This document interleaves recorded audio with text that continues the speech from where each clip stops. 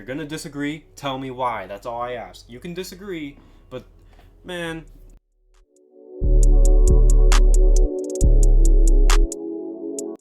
what is going on? It's Birds in the Trap MMA, and I'm back with another banger. However, this is not much of a banger. This is a prediction video, okay? Prediction videos, especially for fight nights, they kill the channel, they kill the views. However, I'm doing this anyway because I need to get a video out, and I like getting the picks out there. You know, I'm keeping track of my prediction rate this year. I haven't added it up yet, but all my picks for every card are on my Instagram, which you should follow. I'm going to put it on the screen right now. Okay, go ahead and do that. But for the Apex Fight Nights, man, I just don't feel passionate enough to make a damn video, right? So I just put it on the Instagram. However, we have a good card, okay? There's a crowd, which is a big benefit that I'm going to be talking about in my picks. And overall, let's just get right into this, okay? We're starting off the fight night with Erick Silva versus Muhammad Naimov, okay? I'm going with Naimov to win this fight. Do I think he's the best? No, he hasn't had many fights, but I just can't really trust Erick Silva to get this one done. I have the stats pulled up here. Coming off of a submission loss to TJ Brown, hasn't fought in over a year. You look at Naimov on the other hand, and this isn't necessarily a battle of the records, but this is just common sense here, guys. I feel like there are some picks on this card that are universally shared by the MMA community, and I think that this is one of them. KO win over Jamie Mullarkey, decision win over Nathaniel Wood. That fight sucked in my opinion. I don't think he looked great because of how much he was cheating. Naimov is a little cheater, all right?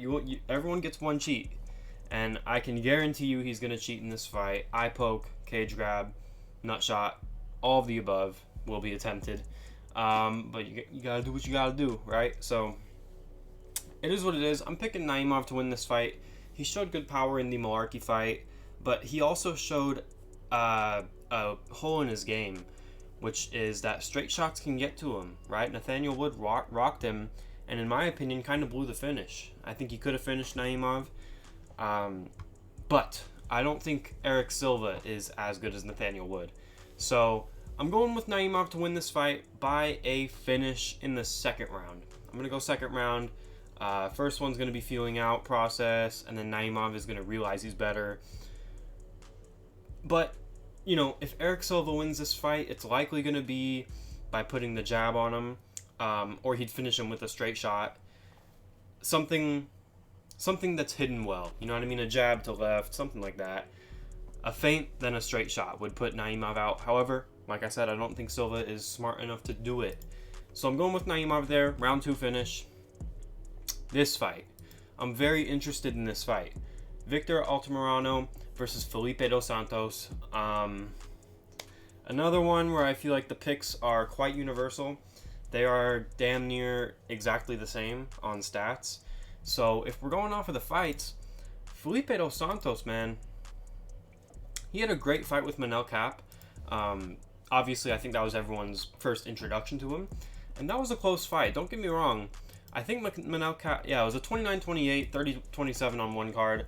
But that wasn't like a washout. You look at the stats, they were close. But Kape just kind of won by doing that much more. It wasn't a washout, you know what I mean? Felipe Dos Santos was right there, and you know, he was winning a lot of exchanges. It was a very good fight. Victor Altamirano, on the other hand, I don't like if you're losing to Tim Elliott. Okay, I think at this certain point, I think Felipe Dos Santos has a pretty good chance to beat Tim Elliott. So I'm going with Dos Santos there, and I think it's going to be a decision just because it is in the flyweight division. They aren't the most powerful guys. 7-1 versus 12-3. Like I said, it's not the battle of the record, but the one loss on Felipe Dos Santos' record is not that bad. It's a pretty good loss to have. So, yeah, I'm going Dos Santos by decision there. All right, Ronaldo Rodriguez versus Dennis Bondar. If I'm not mistaken, which I am not mistaken, I just checked, both of these guys are winless in the UFC, okay? Dennis Bondar, coming off of two losses. This guy's I'm kind of stumbling over myself here, guys. Let me make things clear. Ronaldo Rodriguez, why the fuck is he in this fight? Okay, one loss on the Contender Series almost 4 years ago. Now, with that being said, I do have the Tapology open for him. Tapology is a better website because you see stuff outside of the UFC. And yes, he is on a 5-fight win streak, which is very impressive. Quite a few finishes. But with that being said, I don't think he necessarily deserves to be in the UFC. He could prove me wrong here. If I were Dana, I would put him on the Contender Series, the next season coming up. And, you know, you look at Bondar, winless in the UFC, lost by TKO to Malcolm Gordon. I do not like that look for you. So I'm going to be going with Ronaldo Rodriguez. And this is one thing that I do think is very important to mention on this card. It's in Mexico, right? I'm sure you guys have heard. And I think there is a pretty good chance Mexico can sweep it because of the energy they bring. You know, a lot of Mexicans, they're going to be praying to Jesus. They're going to be getting their energy from the crowd. And it might give them more power, you know? These are flyweight fights, but it might just give them enough to win. And there's quite a few flyweight fights on this. But with that being said, guys, I'm going with Ronaldo Rodriguez. More momentum behind him. Sure, he hasn't fought in the UFC before, but Denise Bondar is used to losing. So I'm going to be going with the Mexican. Ronaldo Rodriguez, home court advantage. He'll have the crowd behind him. And probably has some more confidence. Has probably learned a lot from his decision loss on the Contender Series. Alright, moving up on the card. Claudio Puelles. Oh boy. Claudio Puelles, man. I fucking hate Claudio Puelles. And I'm sure a lot of you guys do as well, because he left a really bad taste in everyone's mouth when he fought Dan Hooker. Okay? 5 significant strikes, 1 submission attempted. And if I'm not mistaken, man, this motherfucker was on the main card over Moicano. Ridiculous. But as much as we may not like him, Dan Hooker, that was a ranked guy at the time. Was he coming off of some losses? Yes. But that's a ranked guy, and he just kind of got outskilled. He kind of got proven to be one-dimensional. But he, as you guys just saw, he was on a win streak before that. You know what I mean? And he finished 3 of these fights by knee bar. It's no doubt he has a good ground game. It just doesn't work on everybody. Whereas Fares Ziam, he also hasn't really impressed me, right? Decision over Jai Herbert, lost to Terrence McKinney. I don't like that if you're losing to McKinney. Majority decision over Luigi Vendramini. Come on, man. Come on, man. Fares Ziam. I'm going with Claudio Puelles to win this fight, and I think he will get the submission win, not because he's some god on the ground, but because he's better than Ziam, okay? He's fighting out of Peru. Ziam is fighting out of France, so if I were to guess who the crowd is more likely to get behind, I would guess Peru, right? But crowd advantage or not, Puelles should win this fight. I think it's pretty clear. Alright, moving up on the card, the most unnecessary fight in UFC history. This fight happened, it was booked again, it was canceled, and now we're here again. Is it a ridiculous fight? Yes. Is it a funny storyline though? Yeah, it's pretty funny. I don't mind it. Holy shit, man. 5 flyweight fights on this card. God damn. That's a lot. But anyways, Edgar Chairez, winless in the UFC. Same thing can be said with Daniel Lacerda. But who won their last fight? I think Chairez won that fight. And I think that Lacerda just did enough to make it a no contest. Alright, he was getting submitted. He went limp. And listen, all I'm saying, this is what I'll say, man, about this fight. If who the fuck lost it? If the fight was stopped and Lacerda just sat there and like gave up defeat, no one would have said a thing. But since it was a weird enough stoppage, he was able to kind of make it sketchy and make it seem like the ref messed up. I don't think the ref messed up. I think he messed up. I think he didn't show signs. He was getting submitted, man. What do you want me to say? So, with that being said, I can't see this one going too differently. Daniel Lacerda, literally winless in the UFC, 4 loss streak, 1 no contest. and he's getting another fight. He should be cut after this, I believe. But Cyrus is going to win this fight. I don't know if it'll be a submission again necessarily, but yeah, I mean, it's pretty clear to me.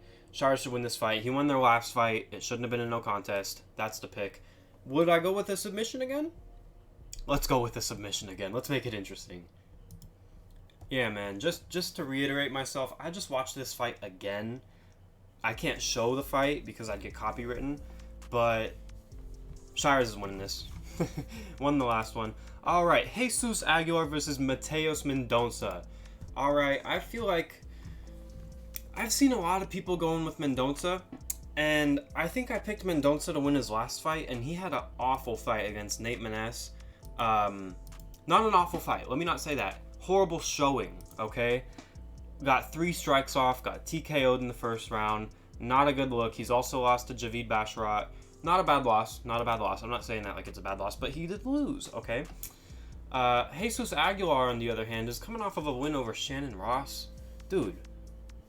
Let's look at Shannon Ross's record. Everyone's TKO'd this fucking guy, okay? So I don't think that is super impressive.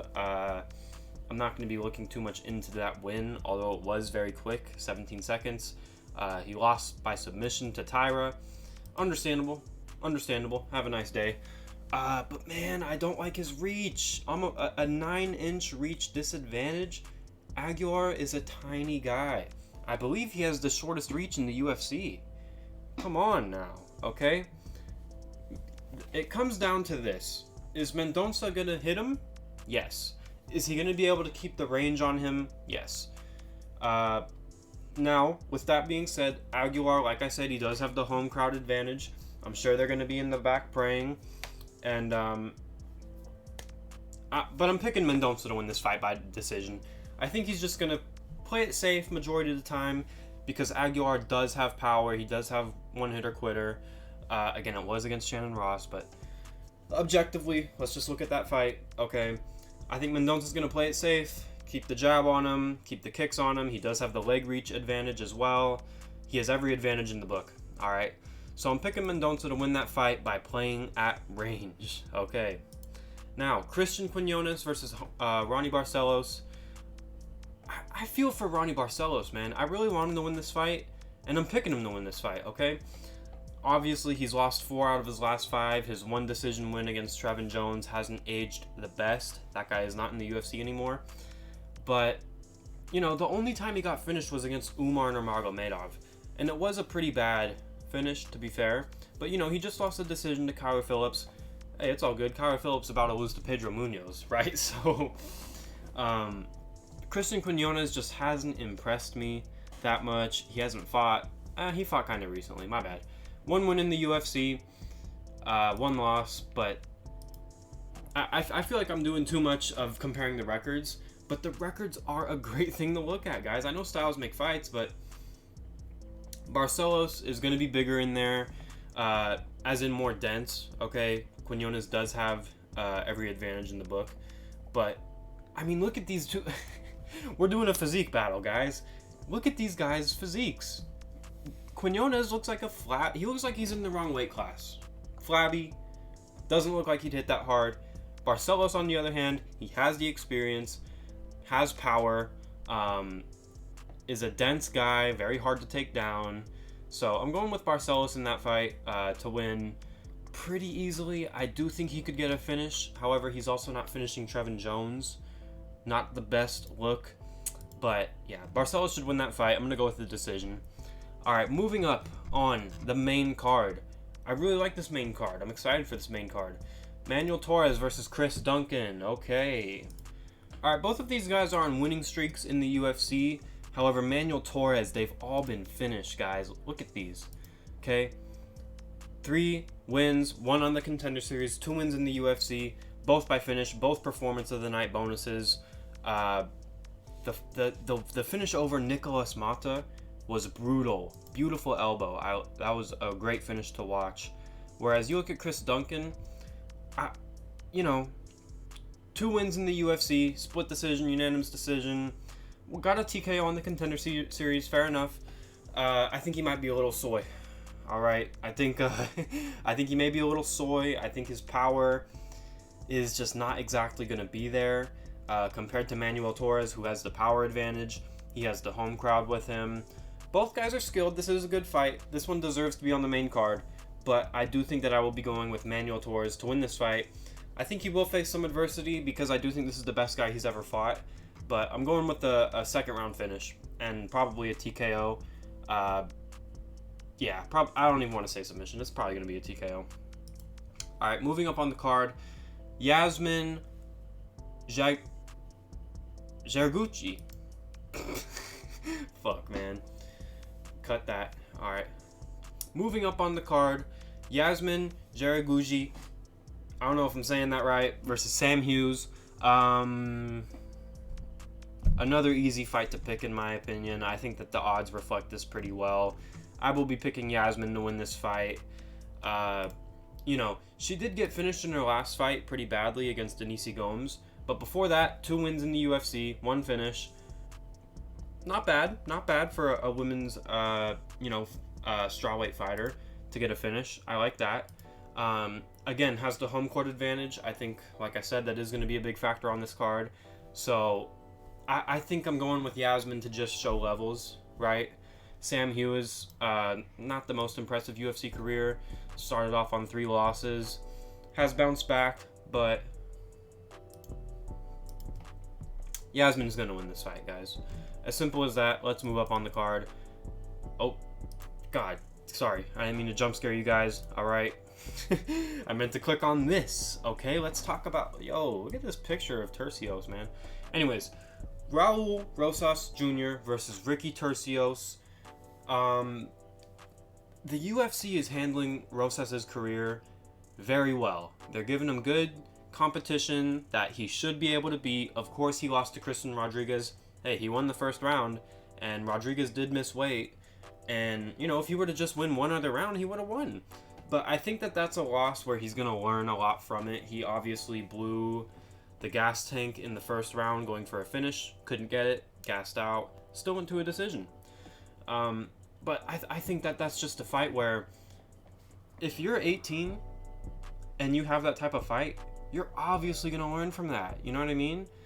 I'm sure he's been working on it. All right, he's coming off of a very impressive finish over Terrence Mitchell. Now, don't get me wrong, Terrence Mitchell is not the best opponent, but he did finish him in under a minute with punches. He showed great power. He showed the best power he ever has, okay? That was his first knockdown in his UFC career. So, yeah, I think Rosas Jr. is going to get this one done. Turcios has not fought in a while. Let's pull it up. Has not fought since November 2022. He's 2-1 in the UFC, not bad. All decisions. Rosas has shown to be a finisher, right? He can knock you out. He can submit you. So I will be going with Raul Rosas Jr. to win this fight. I think he's going to be a lot more composed. I think his cardio is going to be fixed. I think he will have the power advantage. I just think he's going to have every advantage, man. And he's got the home court advantage. What do I keep saying, man? Rosas Jr. is going to win this fight. Probably a second round submission. I've seen a lot of people go with that. I think I'm going to ride that wave. He's going to go crazy after he wins. The crowd's going to go crazy. It'll be cool to see. So, yeah, Rosas Jr. is going to win that fight, in my opinion. I would be surprised if he didn't. Like I said, a lot of these fights on this card, I feel like they're pretty clear to pick. I would be surprised if my picks are wrong. Am I expecting him to sweep the card? No, obviously anything can happen. I've actually never swept a card. Jesus fucking Christ. But, nonetheless, yeah, I mean, what is there to really say, man? Rosas Jr. is going to win that fight. Alright, moving up on the card. Daniel Zellhuber versus Francisco Prado. This is a fight where I think Daniel Zellhuber is going to win. Okay, I think he's fought better guys. Alright, let's look at the records. I'm not doing this to pick... I'm not showing the records to justify my picks. Well, I am. I'm not doing it to base my picks off of the record, though. I'm showing this for you guys. You know what I mean? I've been thinking about this card a lot, so my picks are locked in. But I want to show you guys what my train of thought is. So that's why I keep pulling up the records. I don't like that you lost to Trey Ogden. Okay, I don't think Trey Ogden is all that good. But it was his UFC debut. Okay, he's coming off of a anaconda choke against Gallegos, which, you know, pretty good. But when we look at Prado, lost to Jamie Malarkey, understandable. Malarkey is very hit or miss, right? Very inconsistent. And he's coming off of a finish over Ottoman Azaitar. A lot of guys have finished as Azaitar. If I could get the fucking record pulled up. Okay, not a lot of guys, my bad. Only 2 guys. But nonetheless, I am going to be going with Zell Hooper to win this fight. I don't think... Oh, the odds aren't on here. Who the fuck is the underdog? I'm pretty sure Prado is the underdog. I think that's what I saw on DraftKings. You know what I mean? I was putting my parlay together for fun, just to see what I would make. I'm not old enough to fucking bet yet. Or I am old enough, but I live in Las Vegas. Can you believe that I can't place the bets? I have to go to the casino and get it activated. Annoying, whatever. Prado is not a bad underdog here. But I do think Zell Hooper is going to win. Home court advantage. Height, reach, and leg reach advantage. Zell Hooper is going to win that fight. Now, hey, I'm not going to lie, man. Prado has a bit of a crimson chin on him. He's got that Drew Dober look. I bet you in 5 years he's going to look like Drew Dober. But yeah, I'm going to pick Zell Hooper to win that fight. Do I think it'll be a finish, though? I don't think so. I don't think he has a knockdown in his career. Let me pull it up just to double check that. Oh, he does have a knockdown against Lando Venata, which is a very experienced opponent. That is a good win to have. That guy's been in there with a ton of good guys. But with that being said, guys, I'm going to pick Zell Hooper by decision. Okay? Yeah, it is what it is. Zell Hooper decision. Remember that. Moving up to the big 2 fights that I actually care about. Not saying, look, I watch every fight, every card, but we all know these are the fights that matter. Look at Ortega, man. He doing that look. He's trying to get Cortez back, man. But Yair's going to win this fight. Yair's going to stop Brian Ortega. In my opinion, Yair won the last fight. He put him in an armbar, and the fight was stopped. That's a submission to me. Sure, there wasn't a tap. Sure, it was an injury. But I will say, I rewatched that last fight. Brian Ortega, he's fat. He's a little fast. Right? I know his title fights haven't gone well, but outside of those, I don't think Ortega's that bad, man. I know a lot of people dog on him because, you know, he's still in the top 5 and Brian Ortega, his last win, Khabib was in the UFC. Khabib hadn't fought Gaethje yet. It was a week before. Which is not a very impressive stat to have, but it is what it is, okay? Yair Rodriguez is obviously coming off of a loss to the former champion, Alexander Volkanovski. Yes, he did kind of get dog-walked in that fight. I don't think... This may be controversial from me. I don't think Rodriguez is all that good. I think that he's flashy, and I think that he's amazing on the feet. He is amazing on the feet, but he's easy to take down, very susceptible to it. I believe Ortega took him down in their last fight. Let me double check that. He did. Before he got put in the armbar, he did manage to get the takedown.